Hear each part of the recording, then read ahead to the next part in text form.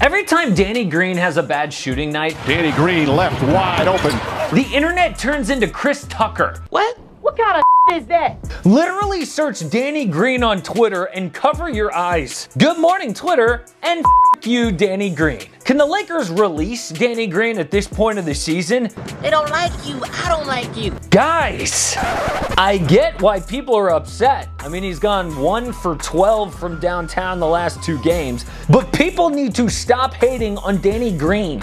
He is a little banged up, but that's not really the issue. In this video, we'll explain what is wrong with Danny Green and why it's actually what's wrong with the Lakers. Hey, it's Casey. Welcome to another Monday on AM Hoops, starting 5 videos this week, like every week. Hit subscribe and notification bells.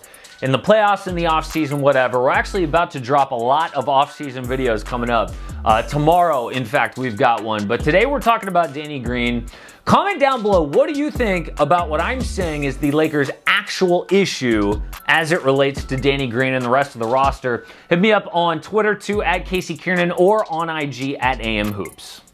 So Danny Green is a 3-and-D specialist, right? A 2-time champ. He earned that reputation. Dude won last season starting for the Raptors, but in 2014 with the Spurs, he was amazing. 45% in the finals as the Spurs beat the Heat. The year before, he was even better. San Antonio lost, but Danny hit 27 threes in the finals, an NBA record. Steph Curry later broke that record, but who cares? Still an amazing 3-point shooter, a winner who brings it on defense. Actually, that's who Danny Green used to be. After that, he completely fell off, especially in the postseason. League average is 36% from 3. In the 2015 playoffs, Danny shot 30%. In 2016, he came back, hitting half his threes, though San Antonio lost in round 2. In 2017, 34% from downtown, 2018, 25%, last year, 33%, and this season, 33%. We expect playoff Danny to beat Joe Johnson.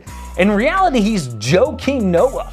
Okay, he's not that bad, and that is bad. Like, how is that even real? Really, this shows how powerful first impressions are. We're still holding on to this idea that Danny Green is that guy back in the day who set NBA Finals records from downtown. In reality, he is a below average 3-point shooter in the playoffs. So the problem is not with Danny Green, it's with our expectations. We should expect 1, maybe 2 threes in a playoff game from Danny Green, that's it. I don't know why that's changed. Did he lose confidence? Is there a mechanical issue? Did defenses figure something out that they took away after 2014?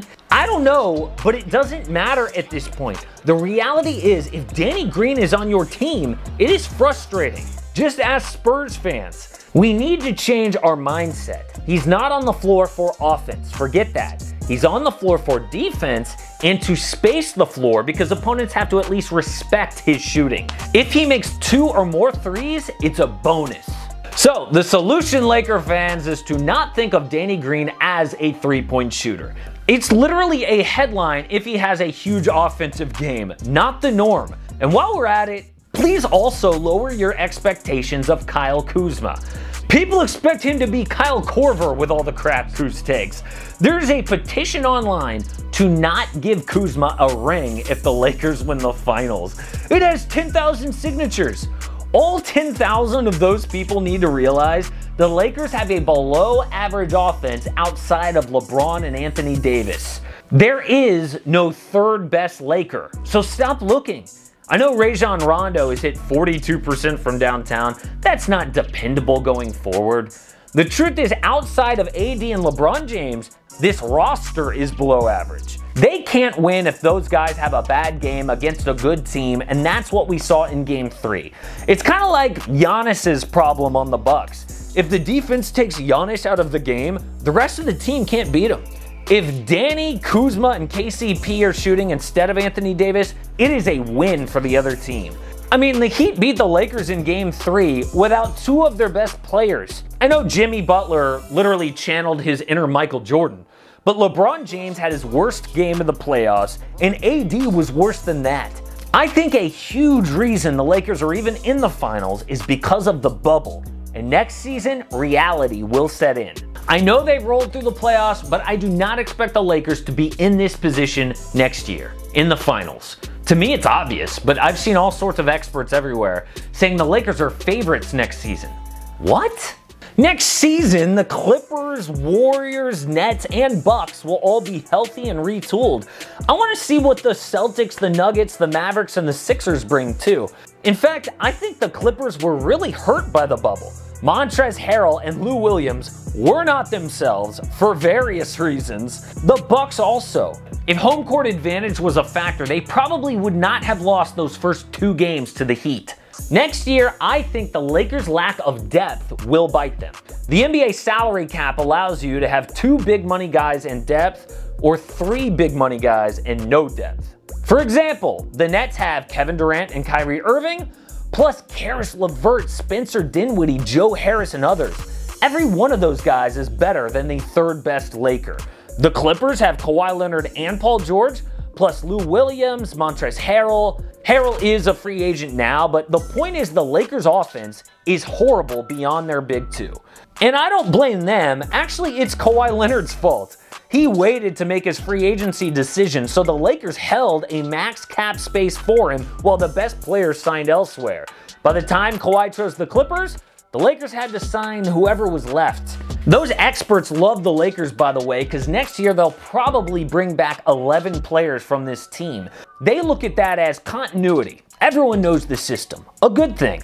You could also look at it as a bad thing because of a total dependence on 2 players for your offense. Later this offseason, I'll release my top 10 2021 power rankings, but I do not have the Lakers at the top unless they add a go-to guy in the offseason. One offseason trade the Lakers could make: Danny Green, Kyle Kuzma, Talen Horton-Tucker, and their 2020 first for Victor Oladipo.